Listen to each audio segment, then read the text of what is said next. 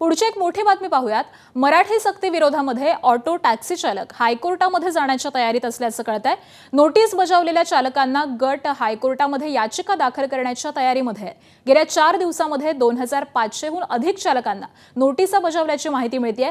मराठी शिकण्यासाठी पुरेशा सुविधा नसताना नोटीस बजावल्याचा या चालकांचा आक्षेप आहे। मराठी तपासणीपासून बचाव करण्यासाठी चालकांनी प्रमुख मार्ग टाळल्याचं दिसतंय, तर काही चालकांनी सेवा तात्पुरती बंद केल्याची देखील माहिती मिळतेय।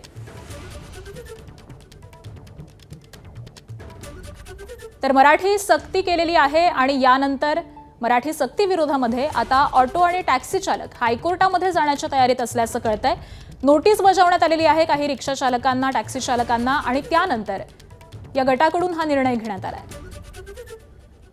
आणि या सगळ्या संदर्भामध्ये अधिकची माहिती जाणून घेऊयात। आमचे प्रतिनिधी सूरज सावंत सध्या आपल्या सोबत आहेत। सूरज, आपण पाहतोय की मुंबईमध्ये अशा पद्धतीने मराठी येते का याची चाचणी घेण्यात आलेली आहे आणि त्यानंतर ज्या रिक्षा चालकांना, टॅक्सी चालकांना नोटीस बजावण्यात आली आहे ते आता हायकोर्टामध्ये जाण्याच्या तयारीत आहे। काय अपडेट्स मिळतात?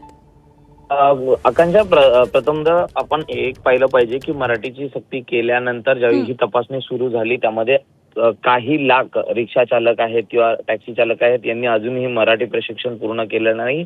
त्याचबरोबर ज्यांनी जुजबी मराठी शिकण्याचा प्रयत्न केला त्यांनाही व्यवस्थित मराठी येत नाहीये आणि अशावरूनच जवळपास 2500 नोटिसा या टॅक्सी रिक्षा चालकांना देण्यात आल्या होत्या। मात्र या आता नोटिसांच्या विरोधात हे टॅक्सी आणि जे रिक्षा चालक आहेत हे कोर्टात जाण्याच्या तयारीत आहेत।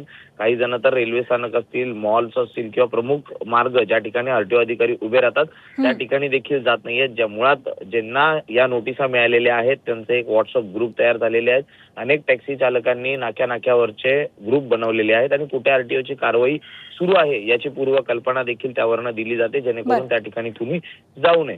MMR मध्ये काही जण गेल्याचं कळतंय, तर काही जणांनी तात्पुरतं ऑटो आणि रिक्षाचे चालवणं हे थांबवण्यात आल्याचं कळतंय। त्यामुळे एकूणच या नोटिसांच्या विरोधात आता टॅक्सी आणि रिक्षा चालक हे गुप्तपणे एक मोहीम राबवत असले तरी दुसरीकडे या विरोधात ज्यांना नोटिसा मिळालेल्या आहेत ते हायकोर्टात दाद मागण्याची शक्यता आहे। काही कालावधी आम्हाला आणखी वाढवून द्यावा मराठी शिकण्यासंदर्भात की अशी मागणी काही संघटनांकडनं देखील केली जात होती आणि अशातच कुठेतरी एक वेगळं जे ऑटो आणि टॅक्सी रिक्षा चालक आहेत या संदर्भात पाऊल उचलण्याच्या तयारीत असल्याचं देखील कळतंय। नक्कीच, त्यामुळे या सगळ्या संदर्भातले अपडेट तुमच्याकडून वेळोवेळी जाणून घेऊ। तुर्तास धन्यवाद या माहितीसाठी।